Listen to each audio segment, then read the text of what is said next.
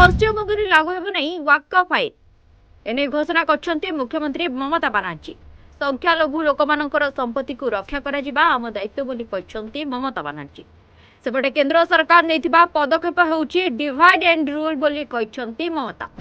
राउरकेला रे double murder जन युवक को गड़ाई गड़ाई हाणिले किछि दुर्बृत्त। सेपटे फुटपाथ रे शोइथिबा युवक गला काटी करिसेंती हत्या। सीसीटीवी फुटेज को आधार करी तदंत करुछि पुलिस। नवीन को कड़ा जवाब देले प्रभात त्रिपाठी। मुख्य प्रसंग को लुचाइबा पई एभली करा जाउछि बोली कहछंती प्रभात। चिटफंड मामला रे 2017 रे तंको करा जाइतुला निलंबन। 2024 निर्वाचन रे दल पई काम करिछि बोली कहछंती प्रभात। आजिठु संबलपुर और बौद्ध रे चालिछि सकाळ ऑफिस।